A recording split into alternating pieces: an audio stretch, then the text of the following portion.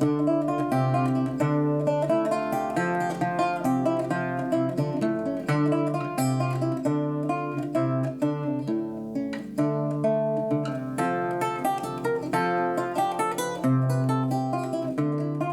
I'm Peter Adamson, and you're listening to the History of Philosophy podcast, brought to you with the support of the Philosophy Department at King's College London and the LMU in Munich, online at historyofphilosophy.net.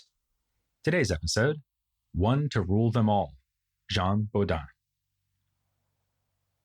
When I was growing up, we had it drummed into us in civics class that the key to the American political system is the separation of powers. The executive, legislative, and judiciary branches have different spheres of competence, and can also check the power of the other spheres, as when the president nominates Supreme Court justices and Congress gets to approve or reject these nominations. Back in high school, this was presented to us as a perfectly balanced and calibrated scheme. There was no talk of, say, FDR threatening to pack the Supreme Court to get it to stop thwarting his agenda. Nor did we learn that Congress might just refuse to consider Supreme Court nominations from a president with little more justification than, you can't make us, so there. This would happen later in my lifetime, when Republicans refused to consider a nomination made by Barack Obama, which was a pretty shocking abuse of power, but not an unprecedented one, as a similarly dubious procedure was also used back in the mid-19th century. American history has always shown how difficult it is to maintain a stable separation of powers, as each branch constantly works to tip the balance in its favor. Jean Bodin would have said that it is more than difficult in practical terms. It's conceptually impossible. Sovereignty cannot be divided because there must be an answer to the question whose commands are final. As he says in his pioneering work of political theory, The 6 Books of the Commonwealth, the situation in which power is genuinely divided would be one in which disagreements could be decided only by force. Power can be delegated by the sovereign authority, but it remains vested in that authority and is exercised in the sovereign's name. Now, this sovereign doesn't necessarily need to be a single person. It could be the people as a whole, as in a democracy, or the class of the nobility, as in an aristocracy. Bodin acknowledges the possibility of these forms of constitution, but argues that the best form is a monarchy, in which the single power of the sovereign is held by a single man. And it should indeed be a man. Bodin approves of the French Salic law that excludes women from the line of succession, and thinks that, along with a rule of hereditary inheritance of the throne, this will best serve the goal of political stability. Of course, Bodin lived under a monarchy, and as a trained lawyer was steeped in the political and legal thought of the Middle Ages and early Renaissance, which typically endorsed royalist forms of government. But it's not like he was unaware of other options. He was also a historian, who knew that aristocracy and democracy were not just theoretical possibilities, but states that had existed in other places and times. Furthermore, he understood that his own concept of unified and absolute sovereignty was a controversial one. At this very time, as we just saw in the previous episode, Calvinist political treatises were pushing the idea that the ruler serves at the pleasure of the citizens who elected him, while less radical thinkers like Cézanne had placed constraints on the authority of the king. Unlike all these authors, the Bodin of the 6 Books of the Commonwealth was, in the words of Quentin Skinner, a virtually unyielding defender of absolutism who saw a strong monarchy as the only means for restoring political unity and peace. I refer to the Bodin of that work in particular because in an earlier treatise called Method for the Easy Comprehension of History from 1566, Bodin had himself adopted a less absolutist position. This work, which has been described as a handbook of advice to students on how to read historians with profit, envisioned the best constitution as a monarchy with checks on its power, along the lines proposed by Cézanne. It also rooted the ruler's sovereignty in an exchange of oaths, the mechanism emphasized by Huguenot authors like Hauptmann. There are 2 complementary ways to explain why Bodin moved towards a more absolutist position in his 6 books. The first is straightforward. It was published in 1576, just a few years after the St. Bartholomew's Day massacre, and thus in the midst of a particularly chaotic time of religious and military conflict in France. Hence, Skinner's remark that Bodin was motivated by the goal of restoring unity and peace. The second explanation is rooted ultimately in Bodin's humanism.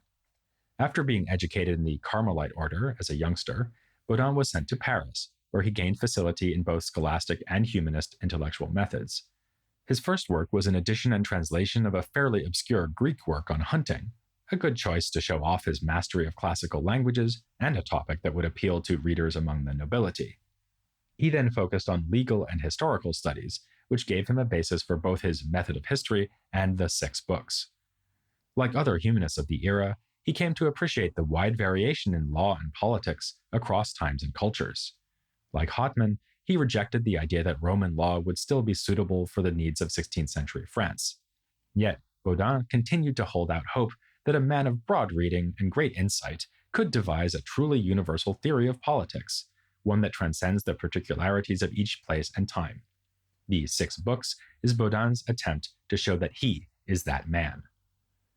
His approach in this work, and also the method of history, may show the influence of Peter Ramus, whose ideas Bodin would presumably have encountered in Paris.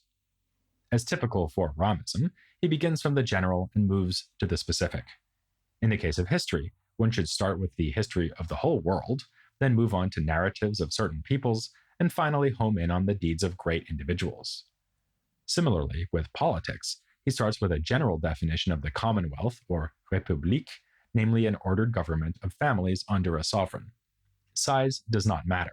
Even 3 families can become a commonwealth if they are united under one power and owe obedience to that power. The head of a family, the father and householder, is a kind of image of the sovereign, but he does not exercise properly political sovereignty over the members of the house. His wife and children are, as we would put it, his dependents, not his subjects. In the next few chapters, Bodin moves on to explore what it means to be a political subject, again in a rather Ramist fashion, by distinguishing subjecthood from other kinds of subordinate relation. Notably, subjecthood should not be confused with slavery. Bodin thinks that in certain regimes, like the Ottoman Sultanate, all the people are slaves to the ruler, and all property, in principle, belongs to him. But this is not really a state or commonwealth, it's just despotism. And the state of slavery is, in Bodin's view, unnatural. Its frequency in human history is simply a demonstration of the human propensity towards sin. Besides, enslaved people are bound to revolt against their oppressors, whereas what Bodin is looking for is a recipe for stable political life. There is a deeper point here, though, which is that slaves occupy their role simply as the result of violence, or the threat of it. When the master tells the slave what to do, this is no more legitimate than, say, pointing a gun at someone and telling them to give you their money. Violence, or the threat of it, might produce cooperation, but it can never produce obligation. Far different are the commands issued by a sovereign. A rightful sovereign's commands ought to be obeyed by their subjects, not because of what he might do to them if they refuse, but just because they are his subjects. At first glance, Bodin seems to depict the authority of the sovereign as being absolutely unfettered and uncontestable. He defines sovereignty as the absolute and perpetual power of a commonwealth. Later on in the work, he says that the officers or magistrates must obey even commands they take to be unjust. Bodin does not even allow them to resign as an act of conscience rather than carry out their orders. These are clearly not the king-making and king-breaking magistrates envisioned by the Huguenot political theorists Hartmann and Beza. But Bodin's contrary view is not just a matter of devotion to the crown or of pragmatic calculation. He has a principled reason for thinking that the sovereign should be unchallenged, namely that he is the source of all law. In a sense, this is his only power, and indeed the only political power there is, because all other powers, the appointment of officials, levying of taxation, waging of war, and so on, stem from this authority to make laws. This helps to explain why Bodin rejected the idea of a separation of powers. It is the power to make law that is definitive of sovereignty, and this power cannot be vested in multiple, potentially opposing sources. If it were, then they could issue contrary commands, or countermand each other's edicts. That would be the opposite of a state, it would be anarchy. In fact, the sovereign cannot even challenge himself, in that he cannot issue edicts binding his own future decisions. Laws and institutions must adapt to fit changing circumstances. Just as Roman law is not likely to be right for a 16th century Frenchman, the right laws for France in 1570 might be different from the right laws in 1571. Bodin does caution against rapid change in the laws, since this tends to undermine the legitimacy of the whole regime. In many cases, even an unjust law should be altered only gradually.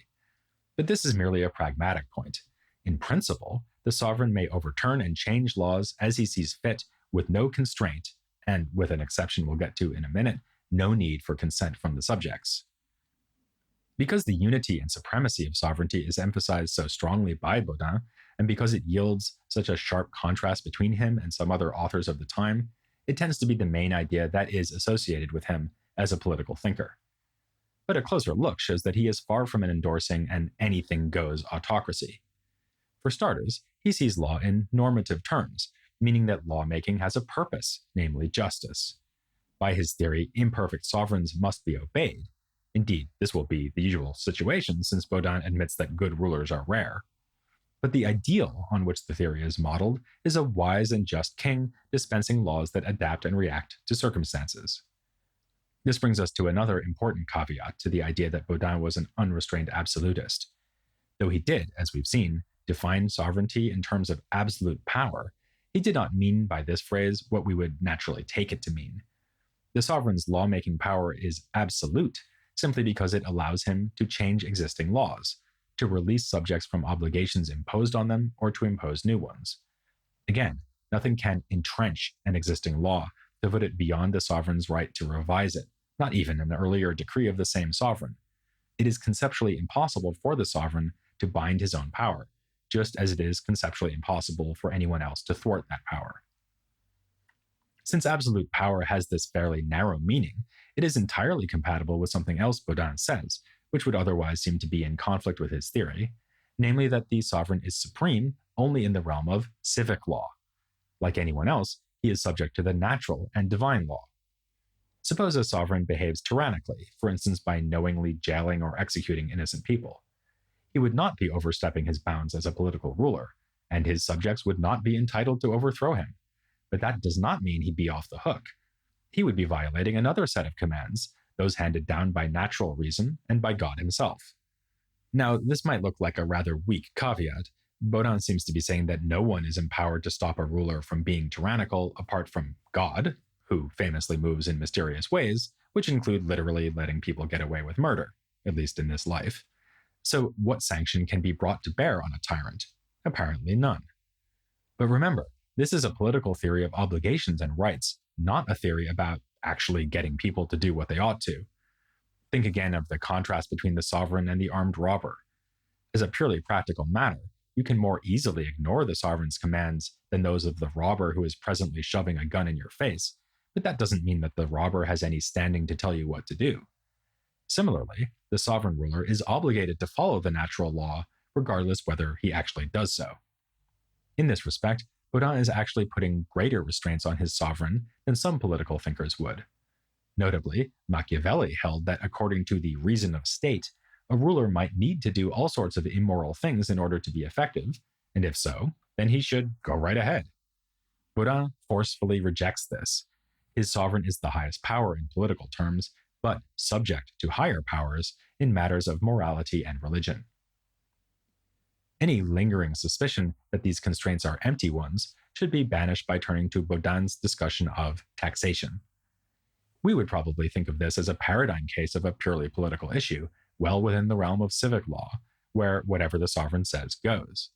But Bodin sees the sanctity of private property as part of the natural law. This means that the sovereign has an obligation to respect the property of his subjects, and even that the consent of the subjects needs to be secured to impose taxes upon them, or to confiscate wealth in any other way. Bodin stood up for this principle at a meeting of the Estates General held in Blois in 1576, arguing that the king had no right to alienate property belonging to the nation by selling it off to raise money. This soured his relation with the sitting monarch, an ironic outcome for this famous proponent of absolute monarchy, but at least it allowed him to respond to criticisms that he was allowing unrestrained authority to the sovereign. When an edition of his 6 books appeared in Geneva, adding a list of complaints about his teachings, he was able to point to his stand at the Estates General as proof that his absolutism was not quite so absolute as it seemed. The natural law imposes another important constraint on the sovereign, which is that he must abide by any contracts he makes with his subjects.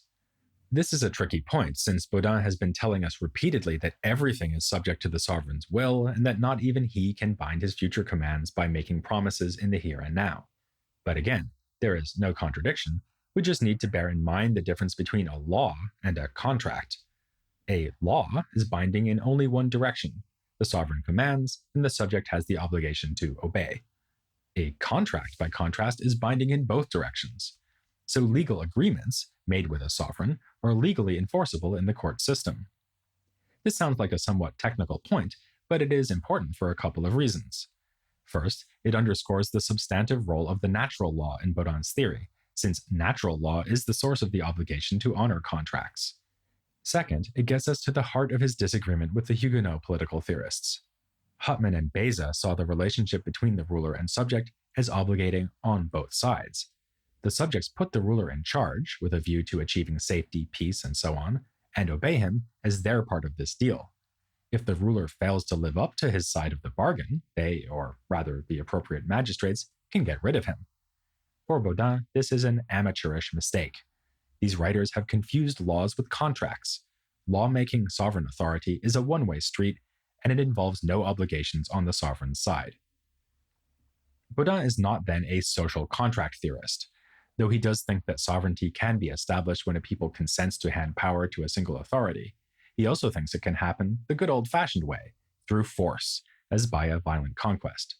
In particular, he thinks that the monarchy of France was established through force, not by consent. So that's another point of disagreement with Huguenot authors like Huttman. But there was at least one thing they did agree on, a topic we've been following over the last few episodes: religious tolerance. Bodin's own religious convictions are a matter of controversy. Never mind Protestantism and Catholicism, he was suspected of harboring sympathy for Judaism. But he was in favor of France's remaining Catholic. The main goal, in his view, was yet again stability. So avoiding factionalism was the main priority, so long as everyone was willing to sign up to monotheistic religion. A unified state religion commanding the allegiance of the whole people would be ideal, but if this was practically unattainable, pluralism would be preferable to open dissent and conflict. Thus, Bodin argues that the sovereign should allow freedom in private worship and avoid coercion in matters of religion. Indeed, the sovereign should seek to remain neutral, above the fray of religious disputation. As one scholar has put it, by not demanding control over religious beliefs, the sovereign demonstrates a commitment to all simultaneously. Bodin even wrote a work that dramatizes the possibility of unity across religious divides, a so-called colloquium consisting of a dialogue between 7 speakers of different faiths. Actually, one of them is not a religious figure, but a natural philosopher. Since they can all agree on the precepts of the natural law and on a kind of generic monotheism, they find that there is far more harmony than discord between them. While these ideas about religious tolerance are by now pretty familiar to us, Bodin's general theory of sovereignty is genuinely groundbreaking. Which is not to say that he was right, of course. There is a seductive appeal to his idea that sovereignty must in the end rest with a single authority. The buck has to stop somewhere. But as the political structure of the United States and many other countries shows, the power to make and remake laws is not the only power wielded by states. You can separate the function of making laws from the function of enforcing them, for example. Also, in a representative democracy, it is possible for the people to be both sovereign and subject, which Bodin thought to be absurd. Still, by raising this issue in such stark terms, Bodin laid the seeds for the development of just such ideas. Another important achievement was that, for the first time, he defined citizenship in terms of being subject to a certain political authority. We would now find this natural, but before Bodin and going all the way back to Aristotle, citizens had been understood to be those who are actively participating in political life. This meant that disenfranchised people like slaves, women, and children were by definition not citizens, whereas on Bodin's account, anyone living under a regime and owing it allegiance could be considered a citizen. It was actually Bodin's absolutist approach to sovereignty that allowed him to make this breakthrough. For him, all authority lies ultimately with the sovereign, which means that everyone else is on a par in being a subject, whether they are noble or common, free or slave, male or female, adult or child. While the full implications of Bodin's ideas would not be clear for quite some time, he did have a great impact on his contemporaries and immediate successors. His ideas about the unity of sovereignty were widely accepted, and by a diverse range of thinkers, like the Ramist political theorist Johannes Althusius and the encyclopedist Bartholomeus Keckermann. A witness said in the 1580s that at Cambridge University, students would often be found in their rooms poring over the pages of Bodin's 6 books on the Republic. All of which is even more impressive when you consider that political theory was only one of Bodin's many interests. He was a classic example of the humanist polymath, who, as we've seen, wrote on law and history, and also on natural philosophy and economics. His ideas on the latter topic were formulated in response to Jehan Malestroit, who had pointed to a couple of apparent paradoxes concerning the phenomenon of inflation. This was a phenomenon that became increasingly evident across the 16th century, as prices went up fourfold in Spain and tripled in France. But Malestroit argued that, in a sense, people were paying the same, even as goods seemed to cost more. If you looked at the actual amount of raw gold and silver being handed over for a given commodity, this always remained the same. Prices were increasing, but only because of the debasement of coins by the state, which meant that the coins were worth less all the time. A cow that cost 1 silver coin in 1500 might cost 2 silver coins in 1550, but that's just because the 1550 coin had half as much precious metal in it. So actually, argued Malestroit, prices were remaining constant. This preserved the intuitive idea that the cow is really worth a certain weight of silver and retains that same value over time. Bodin denied this intuition. He agreed that debasement of coinage is a cause of inflation, and in fact the only cause that a government can actually control, but it is not the only or even the chief cause of rising prices. He observed that monopolies drive up prices, as do scarcity of goods and runaway spending on luxuries by the rich, in other words, changes in supply and demand. But for him, the most important factor was the amount of gold and silver in supply. The more precious metal is in circulation, the less it is worth, because it too is subject to the law of supply and demand. More supply means lower value, whether we're talking about the supply of cows or gold. Remarkably, Bodin made this observation without yet having appreciated the impact of the influx of gold and silver from Spain's conquests in the Americas. In later writings, though, he did mention this as a driver of inflation. The implication of Bodin's argument is that, unlike sovereignty, economic worth is never absolute. Neither money nor the things you can buy with it have a stable, unchanging value. Rather, everything is subject to market forces. Bodin's independence of mind is shown yet again in a massive treatise he wrote on natural philosophy called The Theatre of All Nature, published in 1596, a full 30 years after his first major work, the aforementioned Method of History. As has been shown in a detailed study by Anne Blair, Bodin approached both projects in the same way. He followed the advice of Erasmus by keeping commonplace books of citations and passages that struck him as he pursued a lifetime of voracious reading. This material would then be wrestled into shape for the purposes of his own writings, or at least more or less into shape. A recent biographer of Bodin has remarked that he was congenitally argumentative, able to leave few avenues unexplored, few authorities unchallenged, few examples unpresented from his vast store of learning. For our purposes, it's the challenging of authorities that is of particular interest. In The Theatre of Nature, Bodin follows the lead of Ramus by constantly questioning the views of Aristotle. He disagrees with him on topics great and small, denying, for instance, that subjects should be analyzed in terms of matter and form, and that all birds have 2 feet. He's particularly concerned in his discussions of nature to emphasize the wise providence of God. For example, he complains that Aristotle failed to give a single unified account of saltiness in different natural fluids, from seawater to the sweat of animals. As a Christian, Bodin is able to produce triumphantly the true explanation: God put salt in everything to preserve it. Bodin liked to appeal to experience to support his own theories, though, as Anne Blair says, what he meant by this was an undifferentiated medieval mix of hearsay, bookish learning, and actual experience. He was no empiricist, and in fact was again critical of Aristotle for basing all science on sense perception. Some phenomena are supernatural in character, and we need to know about them, whether we are talking about divine providence or the malevolent influence of demons. Yes, demons. Bodin wrote a whole work about them, which appeared in 1580. It talks about how witches call on demons to work their magic, provides accounts of witch trials conducted in France during his lifetime, and encourages the use of torture against suspected witches, even recommending specific torments as particularly agonizing and hence particularly effective. It may seem disconcerting, even incredible, that the author of a sophisticated and enduringly important work like the 6 books on the Republic would go in for such cruel and superstitious nonsense.